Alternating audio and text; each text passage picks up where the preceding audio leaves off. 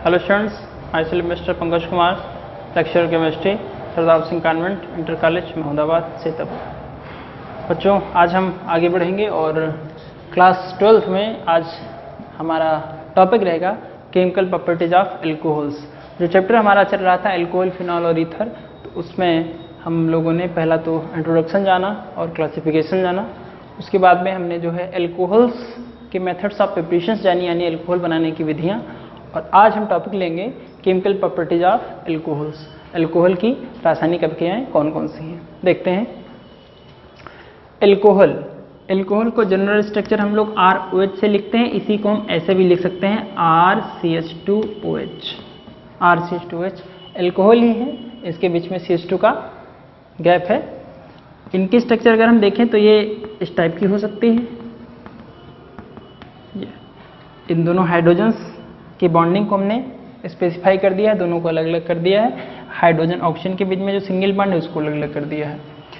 जो एल्कोहल की chemical properties हैं वो दो चीज़ों पे डिपेंड करती हैं। एक तो जब आप इनकी केमिकल रिएक्शन करवाएं तो इस ऑक्सीजन और हाइड्रोजन के बीच का बॉन्ड क्लीवेज हो, यानी जो ऑक्सीजन और हाइड्रोजन के बीच का आबंध है वो टूटे, या फिर क्या हो, इस कार्बन और ऑक्सीजन के बीच का आबंध टूटे। दो आबंध, एक तो ऑक्सीजन हाइड्रोजन, तो दो आबंध हो गए कौन कौन से। पहला तो ऑक्सीजन हाइड्रोजन आबंध विदलन,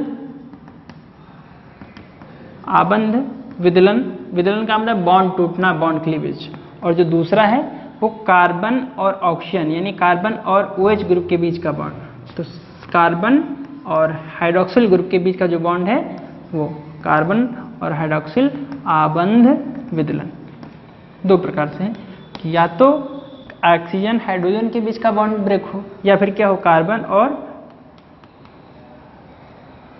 ऑक्सीजन के बीच का बॉन्ड ब्रेक हो। दो तरह की अभिक्रियाएं हो सकती हैं। अच्छा, तीसरी चीज हम सोच नहीं सकते हैं कि इस एल्किल ग्रुप और कार्बन के बीच का बॉन्ड ब्रेक हो।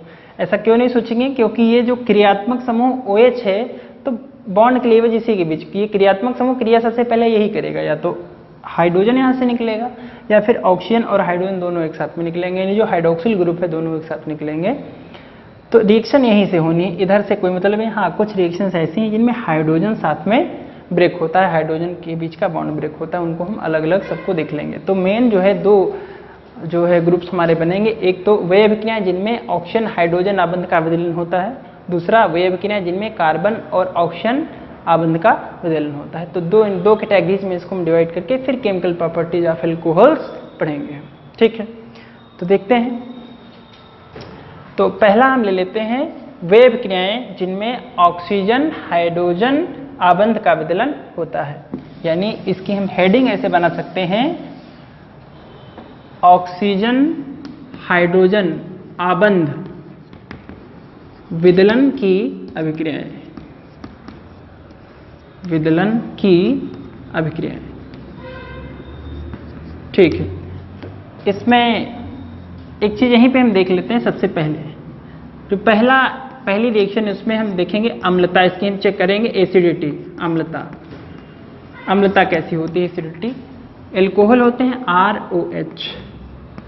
अगर जलीय विलयन में जो एल्कोहल H+ रिलीज कर दें, ROH यानी RO, ये H जो है इनके बीच का बॉन्ड ब्रेक हो जाए और इलेक्ट्रॉन, ये हाइड्रोजन के इलेक्ट्रॉन ऑक्सीजन के पास लेंगे, कहने का मतलब इस पे हो जाए निगेटिव चार्ज और हाइड्रोजन पे हो जाए पॉजिटिव चार्ज। तो फिर क्या बनेगा, H+ निकल गया, ये इधर बन गया एल्कोक्साइड आयन।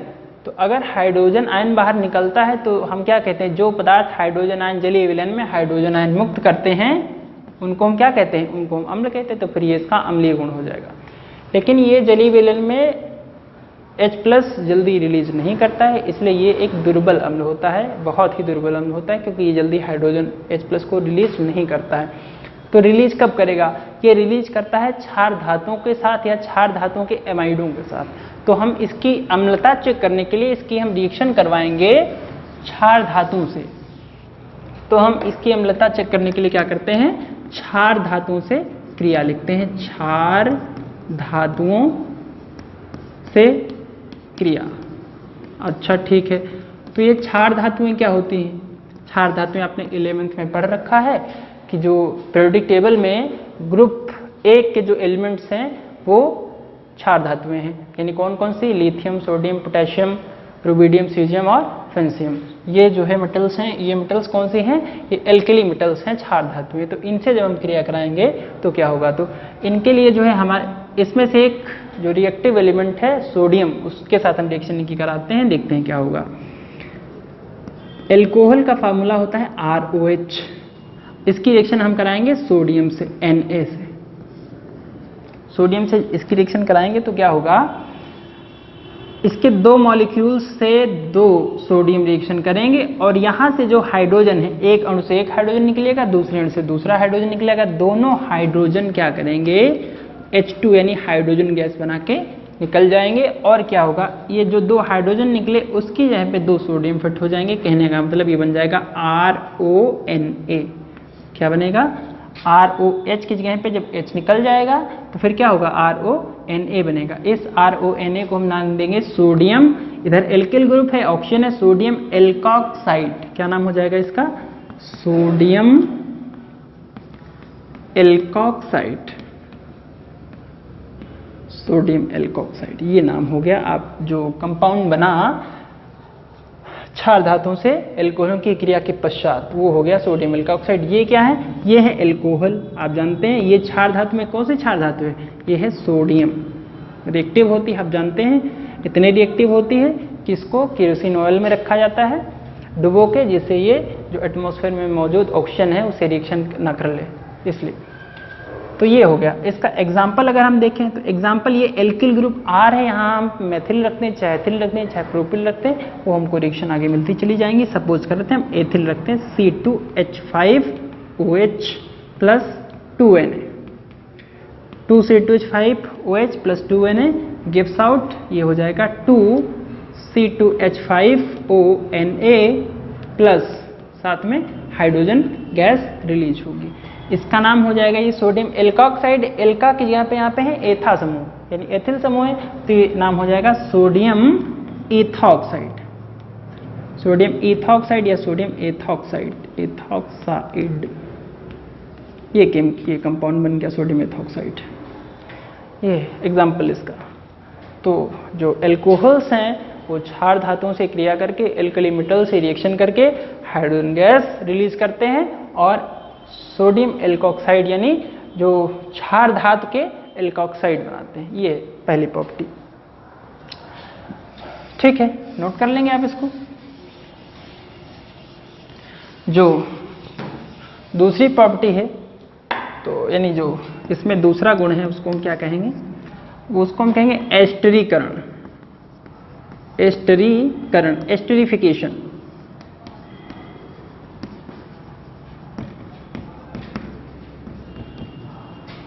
जी, एस्टरीफिकेशन। एस्टरीकरण में क्या होता है, एस्टरीकरण में जब हम एल्कोहल्स की क्रिया कार्बोक्सिलिक अम्लों से कराते हैं किसी निर्जली कारक की उपस्थिति में, तो एस्टर और जल बनते हैं। इस अभिक्रिया को एस्टरीकरण कहा जाता है।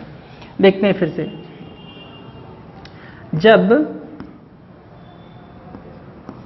कार्बोक्सिलिक अम्लों की क्रिया एल्कोहल से कराई जाती है, ROH, इसको सपोज कर देते हैं ये लिखा हुआ है R', तो ये रिएक्शन इसकी जब हम कराएंगे किसी निर्जली कारक की उपस्थिति में, निर्जली कारक जैसे हम ले लेते हैं H2SO4, साम सल्फ्यूरिक अम्ल की अल्प मात्रा इसमें जब डालेंगे इसकी उपस्थिति में, तो ये कार्बोक्सिलिक अम्ल है जिनमें COOH ग्रुप प्रेजेंट होता है, कार्बोक्सिलिक अम्ल होते हैं जिनमें OH ग्रुप प्रेजेंट होता है, वो एल्कोहल होते हैं। तो एल्कोहलों की क्रिया कार्बोक्सिलिक अम्ल से कराने पर या कार्बोक्सिलिक अम्लों की क्रिया एल्कोहल से कराने पर क्या बनते हैं, एस्टर बनते हैं। एस्टर का फार्मूला कितना होता है, एस्टर का फार्मूला हम लोग पढ़ चुके हैं 11th, RCOOR या RCOOR' होता है। तो यहाँ पे हमने लिया है, इधर होता क्या है देखते हैं, एल्कोहल का H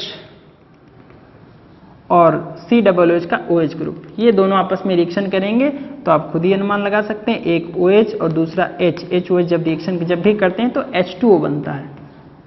तो यहाँ से कार्बोक्सिलिक ग्रुप का OH और एल्कोहल का हाइड्रोजन दोनों रिएक्शन करके क्या करेंगे, पहले तो जल निकालेंगे यानी जल बाहर कर देंगे। इधर RCOOR', RCO, ये RCO तो बचा कार्बोक्सिलिक अम्ल का, OR डैश बचा हुआ है एल्कोहल का, इसको हम इधर जोड़ के लिख दें OR डैश, ये बन गया एस्टर। क्या बना है ये? एस्टर। तो एल्कोहल्स की क्रिया कार्बोक्सिलिक अम्लों से कराने पर किसकी उपस्थिति में? निर्जलीय कारक की उपस्थिति में एस्टर बनता है और जल बनता है। इस अभिक्रिया को हम क्या कहते हैं? एस्टरीकरण। इस अभिक्रिया में भी हम देख रहे हैं कि जो एल्कोहल है उसका H केवल यानी ऑक्सीजन हाइड्रोजन बॉन्ड का जो है ब्रेकिंग हुई है, तो ये क्या हुआ? यहाँ पे एस्टर बन गए हैं। तो ये अभिक्रिया भी कैसी है? ऑक्सीजन हाइड्रोजन आबंध विदलन की अभिक्रिया है एल्कोहल्स की। ठीक है, तो ये हैं दो अभिक्रियाएं। इसके बाद में देखते हैं आगे। एस्टरीफिकेशन में दो रिएक्शंस और इसके साथ में आप लिख सकते हैं। एक तो आपने लिया है R-OH, ये आपने एल्कोहल है, एल्कोहल के साथ में कार्बोक्सिलिक अम्ल लिया है। कार्बोक्सिलिक अम्ल की जगह पे आप अगर अम्ल क्लोराइड ले लेते हैं यानी RCOCl ले लेते हैं, अम्ल क्लोराइड ले लेते हैं सल्फ्यूरिक अम्ल की प्रेजेंस में, तब भी वही रिएक्शन होगी। इधर का हाइड्रोजन इधर की क्लोरीन से, यानी एल्कोहल्स का हाइड्रोजन अम्ल क्लोराइडों की क्लोरीन से क्रिया करके HCl बनाएगा यानी हाइड्रोजन क्लोराइड बनाएगा, और इधर क्या होगा? RCOOR dash. क्या बनेगा? RCOOR dash. ये फिर से एस्टर बन गया। यानी कार्बोक्सिलिक अम्लों की जगह पे आप अम्ल क्लोराइड भी ले सकते हैं। एक कंपाउंड और है जिसको आप ले सकते हैं, वो कंपाउंड कौन सा है? वो कंपाउंड है अम्ल एनहाइड्राइड, RCOO का होल ट्वाइस O। अम्ल एनहाइड्राइड अगर आप लेंगे तो भी यही रिएक्शन हो जाएगी। इधर क्या होगा? अम्ल एनहाइड्राइड RCOOCOR, ये है अम्ल हाइड्राइड। जब दो एसिटिल समूह या एसिल समूह ऑक्सीजन से जुड़े रहते हैं तो फिर वो अम्ल एनहाइड्राइड होते हैं। अम्ल एनहाइड्राइड, इसमें यहां से बॉन्ड ब्रेकिंग कर दीजिए ये, और इधर का H ऑक्सीजन हाइड्रोजन के बीच बॉन्ड ब्रेक कर दी, RCOOH, एक तो बन जाएंगे कार्बोक्सिलिक अम्ल RCOOH, यानी जो सेकेंडरी प्रोडक्ट है वो क्या बन जाएगा? कार्बोक्सिलिक अम्ल बन जाएगा, और जो प्राइमरी प्रोडक्ट है RCOOR डैश, ये बन जाएगा RCOOR डैश। ये आपका फिर से एस्टर बनेगा। यानी जो एस्टरी एल्कोहल्स के साथ एस्टरीकरण की जो रिएक्शन है वो तीन कंपाउंड्स के साथ हो सकती है। एक तो कार्बोक्सिलिक एसिड, दूसरा एस्टिक एनहाइड्राइड यानी अम्ल एनहाइड्राइड, और तीसरा अम्ल क्लोराइड। तीन प्रोडक्ट्स में से किसी की भी रिएक्शन अगर आप एल्कोहल के साथ में कराते हैं तो फिर आपको प्रोडक्ट क्या मिलेगा? एस्टर मिलेगा, और एस्टर बनने की क्रिया को हम क्या बोलेंगे? एस्टरीकरण या एस्टरीफिकेशन। ये हो गया। तो ये भी इस रिएक्शन की खास बात यह है कि एल्कोहल में जो ये रिएक्शन होती है ऑक्सीजन और हाइड्रोजन के बीच की बॉन्ड ब्रेक होने पर। ये हो गई दो कैटेगरी। ये पहली कैटेगरी हो गई है, जो मुख्य रिएक्शंस हैं वो हो गई इसकी। जो दूसरी कैटेगरी है वो हम देखते हैं। जो दूसरी कैटेगरी है वो हम ये कहते हैं कार्बन और ऑक्सीजन आबंध विदलन की अभिक्रिया। आबंध विदलन की अभिक्रिया। ठीक है, तो इसमें कौन कौन सी अभिक्रिया हम लेंगे? सबसे पहले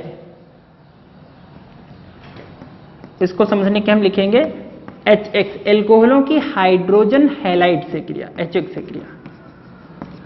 जब HX से क्रिया करवाएंगे तब क्या होगा? HX से क्रिया। एल्कोहल होते हैं ROH और HX होते हैं यानी हाइड्रोजन हैलाइड HX। इनकी रिएक्शन आप करवाएंगे तो क्या होगा? अब यहां से आपको बॉन्ड ब्रेकिंग दिखानी है कार्बन और हाइड्रोजन के बीच की। एल्किल ग्रुप के पास कार्बन होगा, ऑक्सीजन, इनके बीच बॉन्ड ब्रेक होगा तो ये OH ग्रुप पूरा पूरा और इधर का हाइड्रोजन, ये दोनों रिएक्शन करके H2O बनाएंगे, जाहिर सी बात है। और इधर क्या होगा? जो एल्किल ग्रुप बचा है वो हैलोजन के साथ में क्या करेगा? RH बनाएगा। ये RH क्या बने? हैलो एल्केन बन गए हैं ये, यानी हैलो एल्केन। इस रिएक्शन को हम पिछले चैप्टर में पढ़ चुके हैं। कि एल्कोहल्स की क्रिया हाइड्रोजन हैलाइड से जब कराते हैं तो क्या बनता है, एल्किल हैलाइड बनता है।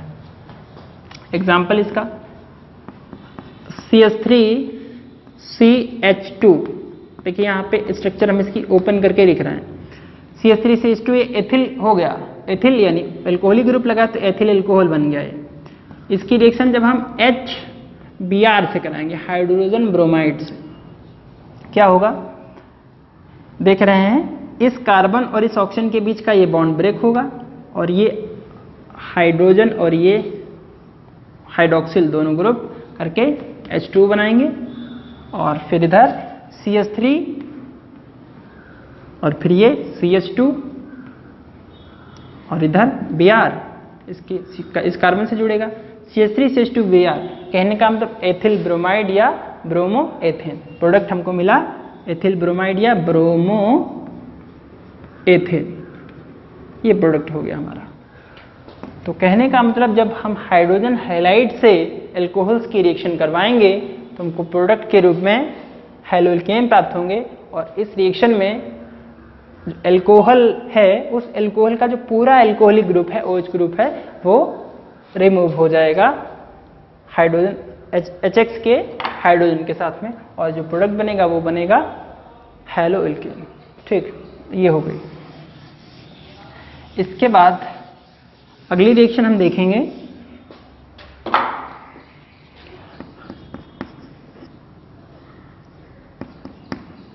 PCl3 से क्रिया, यानी एल्कोहल्स की क्रिया हम PCl3 से कराएंगे तब क्या होगा। एल्कोहल होते हैं ROH, PCl3 से जब हम इसकी रिएक्शन करवाएंगे तो क्या होगा, PCl3 से जब करवाएंगे तो क्या होगा, एल्कोहल के हम 3 मॉलिक्यूल्स ले लें, तीनों OH यहां से हटेंगे और 3 क्लोरीन इसके साथ जुड़ जाएंगे, ये बन जाएगा 3RCl। और क्या बनेगा, इधर 3 ऑक्सीजन निकलेंगे, 3 हाइड्रोजन निकलेंगे, एक इधर फास्फोरस बचा, ये बन जाएगा H3PO3। या इसी चीज को हम ऐसे भी लिख सकते हैं POH का होल थ्राइस, POH का होल थ्राइस। ये RCl यानी ये बन गए हैं क्लोरोएल्केन। क्या बने यहाँ पे, क्लोरो, यानी PCl3 से जब क्रिया कराएंगे या PCl5 से क्रिया कराएंगे तो हमको क्लोरोएल्केन प्राप्त होंगे एल्कोहल से क्रिया करना। इस रिएक्शन में भी एल्कोहल का पूरा OH ग्रुप रिमूव होता है। ठीक है, ये जो प्रोडक्ट बना इसका नाम क्या है, इसका नाम है फास्फोरस अम्ल, फास्फोरस अम्ल। ठीक है, इसका एग्जाम्पल अगर आप लेना चाहें, एथिल ले लीजिए चाहे मेथिल ले लीजिए, CH3OH, 3CH3OH plus PCl3 gives out, क्या बनेगा, 3CH3Cl यानी क्लोरोमेथेन प्लस फास्फोरस H3PO3, ये बन गया मेथिल क्लोराइड या क्लोरोमेथेन। ये 2 रिएक्शंस हो गई हैं। इसके बाद में जो अगली रिएक्शन है, अगली रिएक्शन को हम बोलते हैं डिहाइड्रेशन। डिहाइड्रेशन का मतलब है निर्जलीकरण।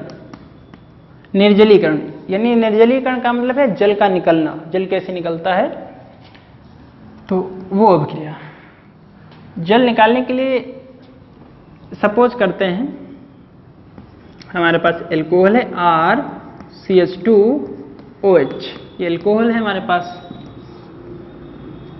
तो निर्जलीकरण करने किसी निर्जली कारक की आवश्यकता हमको पड़ेगी। निर्जली कारक हम कौन सा ले लें, कोई निर्जली कारक हम ले लें, जैसे H2SO4 ने ले लिया सल्फ्यूरिक एसिड। तो क्या होगा, निर्जलीकरण जब करते हैं, इसको इधर थोड़ा सा बढ़ा लिख के लिखते हैं RCH2 सिंगल बॉन्ड CH2OH। तो अब क्या होगा, इधर OH ग्रुप तो रिमूव हुई, इस कार्बन से OH ग्रुप और इसके जो निकटवर्ती कार्बन वहां से हाइड्रोजन निकलेंगे, दोनों क्या बनाएंगे, वाटर बनाएंगे H2O और इसके साथ में बन जाएगी एल्कीन यानी RCH डबल बॉन्ड CH2। इसको थोड़ा सा और ओपन करके हम देखें तो RCH2 2 single bond CH2 single bond OH, RCH2 CH2 OH। अब यहाँ पे ये ऑक्सीजन और ये हाइड्रोजन और ये हाइड्रोक्सिल दोनों मिलके जल निकालेंगे और इनके बीच में यहाँ पे डबल बॉन्ड आ जाएगा जल निकलने के पश्चात, तो ये बन जाएंगे एल्कीन। ये क्या बन रहे हैं? एल्कीन, यानी एल्कोहलों का निर्जलीकरण करने पर एल्कीन प्राप्त होते हैं। एग्जाम्पल, और ये रिएक्शन थोड़ा सा इंपॉर्टेंट है। क्यों इंपॉर्टेंट है? क्योंकि इसकी मैकेनिज्म भी एग्जाम में पूछी जाती है, मैकेनिज्म पूछी जा सकती है इस रिएक्शन की। ठीक है, तो इसके पहले हम एग्जाम्पल देखते हैं, फिर उनकी हम मैकेनिज्म देखते हैं। एग्जाम्पल, पहला एग्जाम्पल हम एथिल अल्कोहल ही ले लेते हैं, CH3 CH2 और OH, CH3 CH2 OH। अब यहाँ से हमको निर्जलीकरण करना है, इस कार्बन से हमको OH रिमूव करना है और इसकी अगली जो कार्बन है वहाँ से क्या करना है? हमको हाइड्रोजन रिमूव करना। तो यहाँ से हाइड्रोजन, यहाँ से OH हटेगा तो एक हाइड्रोजन हटेगा, तो यहाँ पे बचेंगे CH3 से बचेंगे CH2, सिंगल बॉन्ड पहले से, इधर भी बचेंगे CH2। जब ये OH और ये हाइड्रोजन दोनों निकल के जब H2 बनाएंगे तो इन दोनों कार्बन के बीच में डबल बॉन्ड बन जाएगा और प्रोडक्ट मिलेगा एथीन या एथिलीन।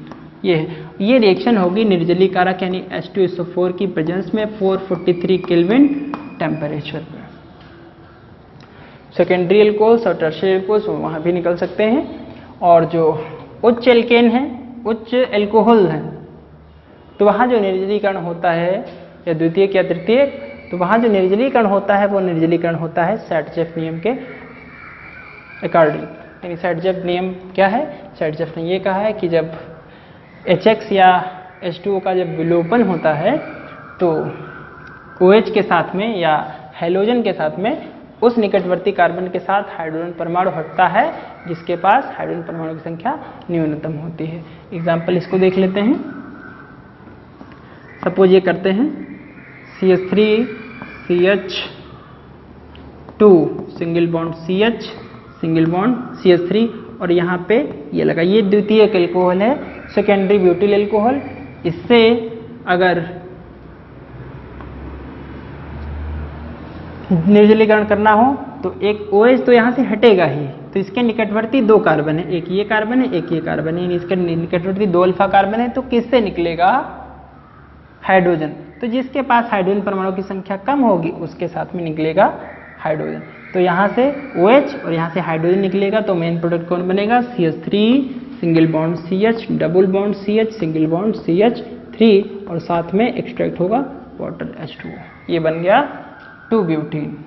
ये इस रिएक्शन की मेन चीज जो है वो ये है कि इस रिएक्शन से हमको मैकेनिज्म पूछी जाती है कि मैकेनिज्म बताइए, तो मैकेनिज्म इसकी हम देखेंगे क्या होती है, मैकेनिज्म इसकी समझना आवश्यक है। तो जो डिहाइड्रेशन रिएक्शन होती है यानी निर्जलीकरण, तो निर्जलीकरण अभिक्रिया की क्रियाविधि, mechanism of dehydration, mechanism of dehydration, निर्जलीकरण की क्रियाविधि। कैसे दिखाएंगे इस चीज को मैकेनिज्म? जो मैकेनिज्म होती है एथिल अल्कोहल, एथिल अल्कोहल का हम दिखा रहे हैं। एथिल अल्कोहल की जो मैकेनिज्म है वो 3 स्टेप में हमको दिखानी है। 3 स्टेप में निर्जलीकरण होता है। सबसे पहले कैसे? फर्स्ट स्टेप 1, पहले स्टेप में क्या होता है? पहले स्टेप को हम कहते हैं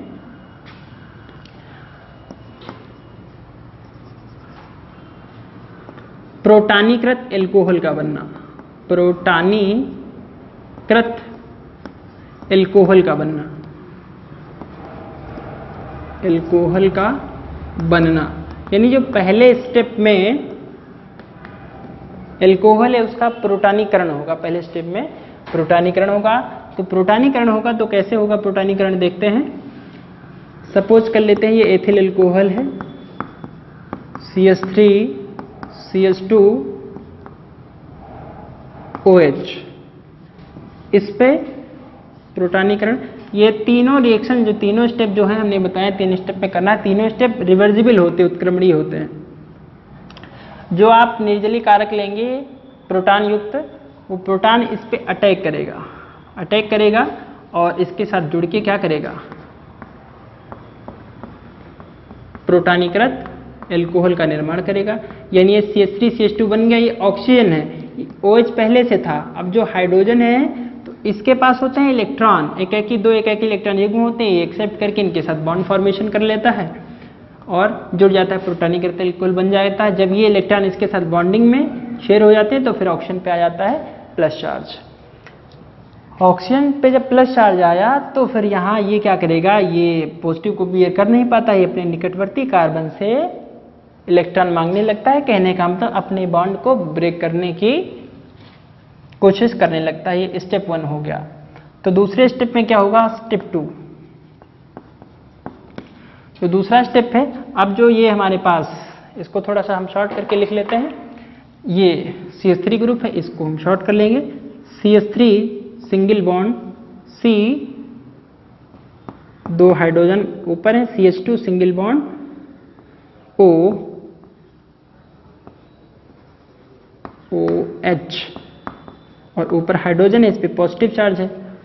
इधर अब क्या होगा, इस सब क्रिया को हम कहते हैं कार्बोकैटायन का बनना, यानी कार्ब धनायन का बनना, कार्ब धनायन का बनना। दूसरे स्टेप को हम कहते हैं कार्ब धनायन का बनना। दूसरे स्टेप में क्या होगा, जब प्रोटॉनीकृत एल्कोहल बन जाएगा तो उसे फिर कार्बोधनायन बनेगा। कार्बोधनायन कैसे बनेगा, यहाँ पे अब ये जो है ये बॉन्ड ब्रेक होगा, H2Al बनेगा और ये जो स्टेप है वो थोड़ा सा स्लो होगा, मंद स्टेप है।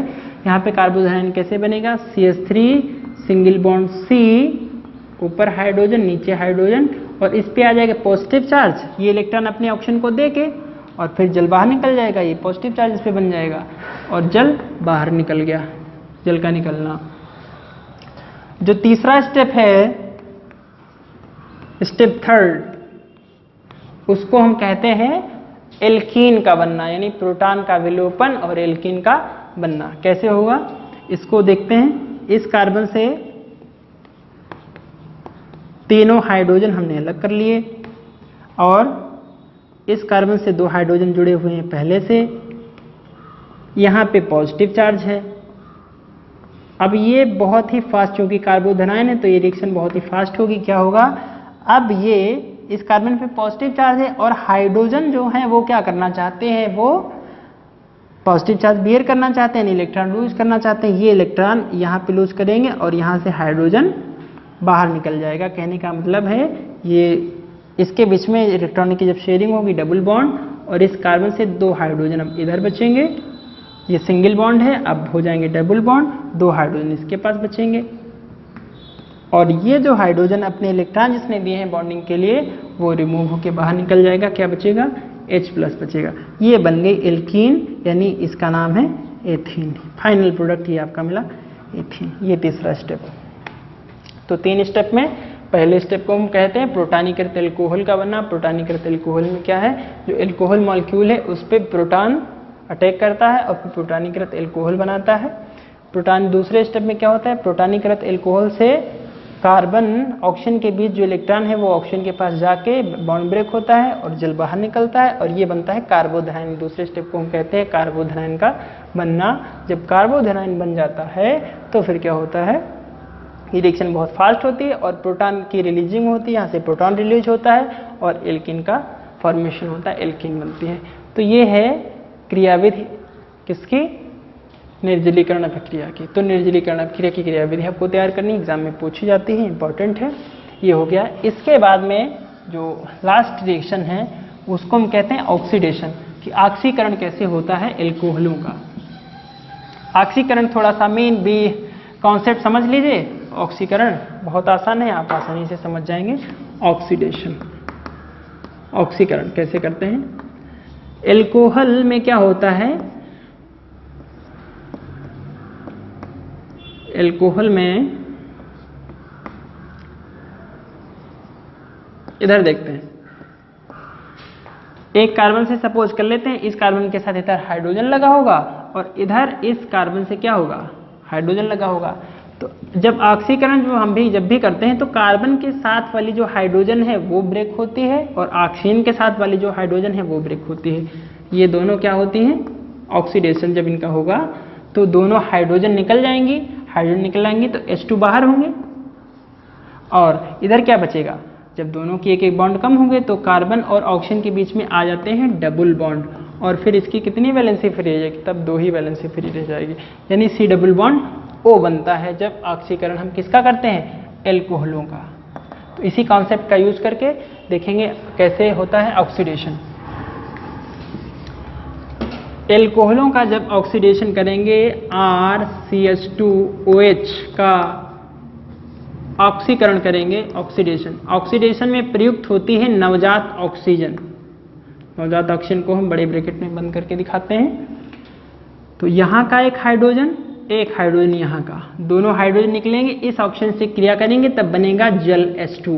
प्रोडक्ट क्या बनेगा, RC, 2 हाइड्रोजन थे एक निकल गया तो बचा H, RCH और इधर ऑक्सीजन RCHO बनेगा।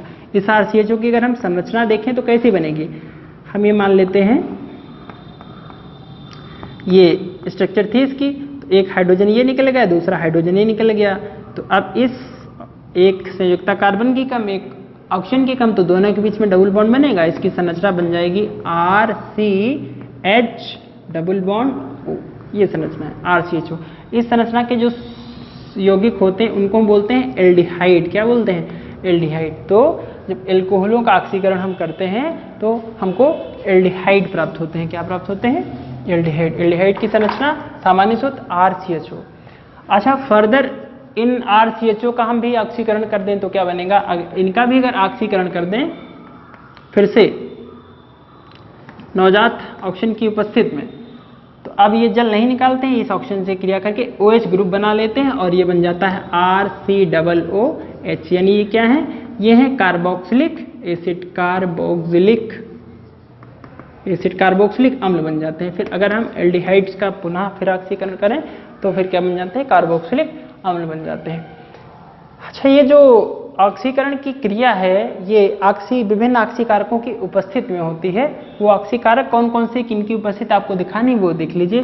पहला तो है जिसकी आप उपस्थिति दिखा सकते हैं, अम्लीय पोटेशियम डाइक्रोमेट K2Cr2O7। अम्लीय करने के लिए इसमें आप तनु सल्फ्यूरिक अम्ल यानी तनु H2SO4 मिला सकते हैं, यानी H2SO4 + K2Cr2O7।